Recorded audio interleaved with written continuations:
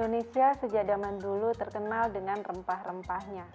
Banyak sekali rempah-rempah yang dihasilkan di negara Indonesia. Contohnya ada kunyit, ada jahe, ada lengkuas, sereh, kemudian banyak sekali. Juga termasuk untuk bahan-bahan dapur lainnya seperti bawang merah, bawang putih, cabai, banyak sekali macamnya. Dari situ sebenarnya yang melatar belakangi saya untuk membuat bumbu-bumbu dasar yang nantinya bisa diaplikasikan untuk membuat berbagai macam masakan. Bahkan dari satu bumbu dasar itu bisa diaplikasikan untuk 10 atau bahkan lebih dari 10 jenis masakan. Jadi dari rempah-rempah ini kita bisa membuat bumbu kuning, bumbu dasar merah, bumbu dasar putih gitu. Dari bumbu dasar putih ini sendiri kita bisa bikin lebih dari 10 jenis masakan hanya dari satu ini. Jadi di sini tuh sebenarnya sangat memudahkan kita untuk nantinya memasak berbagai macam masakan itu. Untuk bumbu itu sendiri sebenarnya kita bisa beli instan tuh ada gitu. Tapi kalau bagi saya, kan kalau kita beli instan tuh kita nggak tahu bahannya apa, komposisinya apa gitu, higienis atau enggak membuatnya gitu, apa ada bahan sintetisnya atau enggak, kan kita nggak tahu gitu. Kalau kita mau cari mudahnya sih ya beli aja gitu. Tapi kalau saya enggak, saya pilih sehatnya gitu. Kenapa itu saya buat bumbu-bumbu dasar sendiri gitu. Memang repot di awal. Artinya ketika kita awal membuat mungkin dalam jumlah yang banyak gitu. Misalkan kita bikin bumbu putih. Nanti kita siapkan dulu dalam jumlah yang banyak. Misalkan dalam jadinya satu toples. Tapi dengan satu bumbu putih ini yang bisa disimpan di dalam kulkas, di dalam freezer. Setiap kita ingin membuat satu jenis makan ya tinggal kita keluarkan aja, kita siapkan untuk bahan-bahan lainnya, kita ambil sedikit, sudah jadi. Satu, menghemat waktu. Yang kedua, bumbunya yang kita buat sendiri itu pasti lebih sehat karena kita tahu bahan yang kita gunakan pasti bahan yang organik, bahan yang sehat, yang higienis, dan yang pasti lebih murah ya kalau menurut saya daripada beli instan. Jatuhnya pasti lebih murah gitu. Saya Ade Agustina, saya seorang pegiat makan organik, saya juga seorang guru untuk kelas online untuk baking gluten free organik. Di sini saya akan berbagi resep membuat bumbu kuning organik, membuat sendiri dari nol. Nanti akan saya ajari bumbu-bumbunya, bahan-bahannya, juga cara membuatnya sampai cara menyimpannya akan saya ajarkan dari awal sampai akhir. Di sini nanti semuanya akan saya ajarkan secara detail.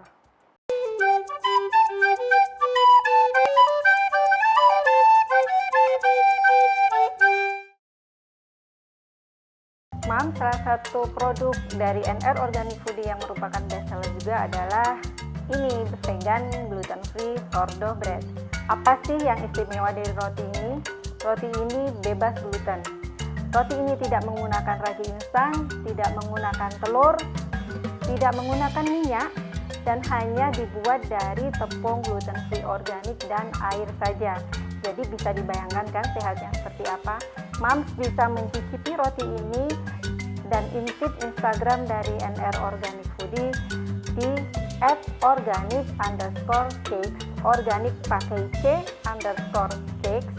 Di situ Moms juga bisa melihat produk-produk dari NR Organic Foodie lainnya.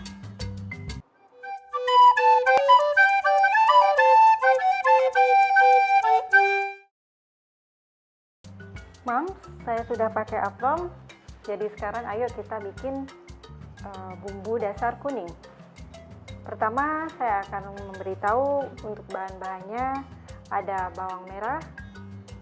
Bawang merah ini kira-kira kurang lebih 15 butir. Kemudian ada bawang putih juga 15 butir. Kemudian ada kunyit 2 ruas. Kemudian ada kemiri kemiri ini kira-kira kurang lebih 20 butir. Terakhir ada daun jeruk. Daun jeruknya boleh sekitar 5 sampai 10 lembar. Kemudian ada 2 batang serai.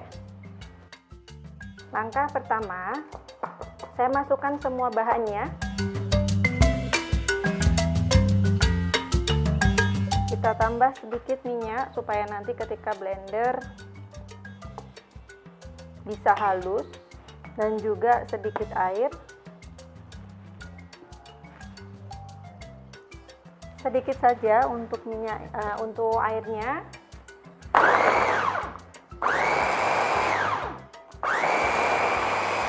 Di blender sampai halus.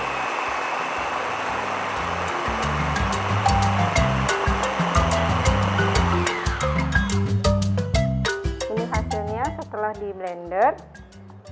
Seperti ini, lalu kita masak. Kita tumis. Kita tumis dengan api kecil. Masukkan bumbu dasar kuning dalam panci. Lalu kita tumis menggunakan api kecil. Tambah dengan sedikit minyak lagi. Sedikit saja.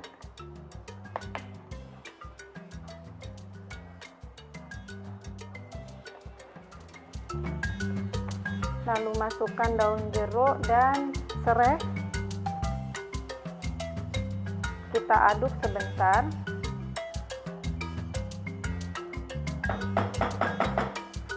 Lalu kita tutup. Untuk memasak bumbu kuning memang butuh waktu yang agak lama, sekitar 2 sampai 3 jam.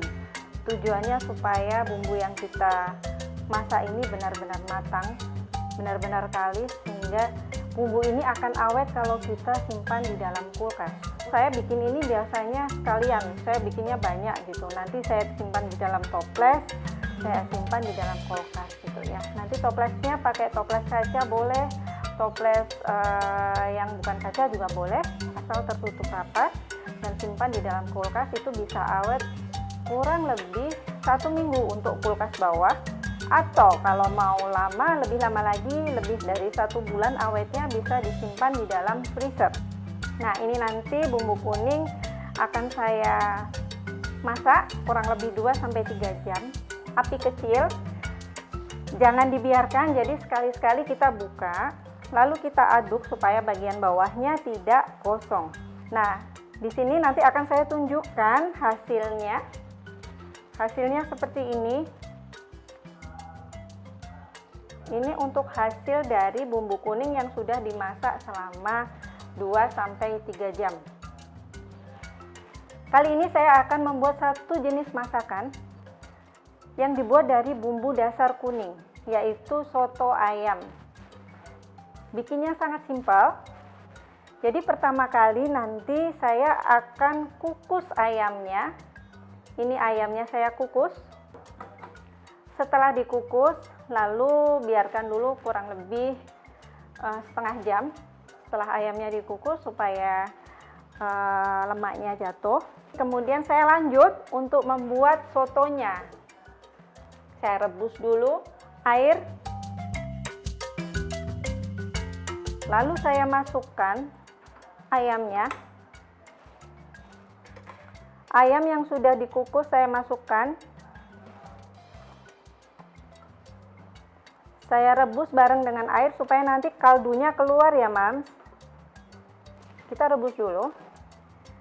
Untuk bumbunya sendiri saya pakai mungkin sekitar, untuk kekentalan dari sotonya terserah ya, Mams, mau yang kuning banget atau mau yang bening. Tapi kalau saya sukanya yang teksturnya agak berasa ya, jadi mungkin agak banyak untuk bumbunya.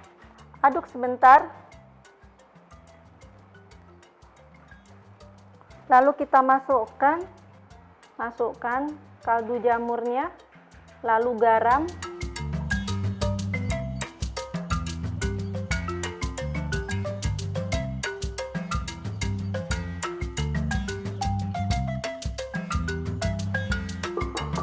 Lalu kita biarkan kurang lebih selama 30 menit.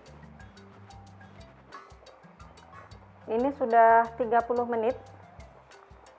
Lalu ayamnya saya angkat. Ini saya angkat dulu, saya tiriskan, lalu akan saya goreng sebentar saja. Ini saya matikan. Soto sudah jadi, lalu ayam saya goreng sebentar saja. Hanya sebentar.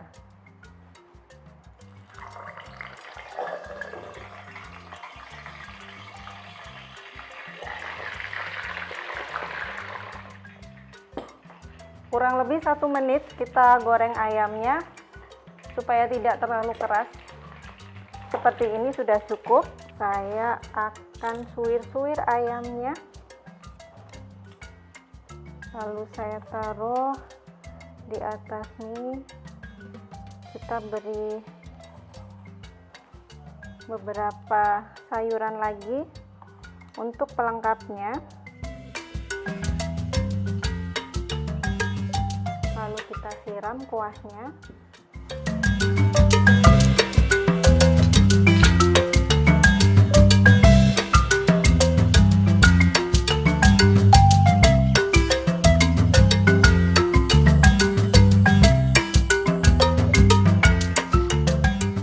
Kalau misalkan untuk cicip rasa kurang garam, boleh nanti ditambah garam, tapi biasanya saya kalau mau menambah garam ketika sudah di piring ya, jadi tidak di situ, karena kalau misalkan kita memanaskan lagi rasanya akan semakin asin. Jadi ini hasilnya. Saya beri sedikit bawang putih goreng. Soto ayam mie shirataki ala organik Mams sudah jadi.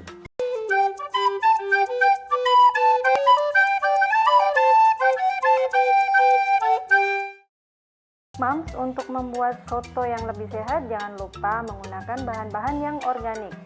Di Kecipir tersedia ayam organik yang tentu saja bebas antibiotik dan low kolesterol.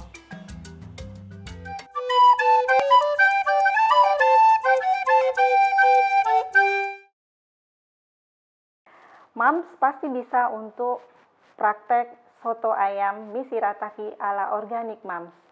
Dengan bumbu dasar kuning, membuat soto ayam menjadi semakin mudah, semakin singkat, dan Mams pasti bisa mempraktekannya di rumah, membuat soto ayam mie shirataki ala organik Mams. Ikuti terus series Organik Mams di YouTube channel Kecipir Organik.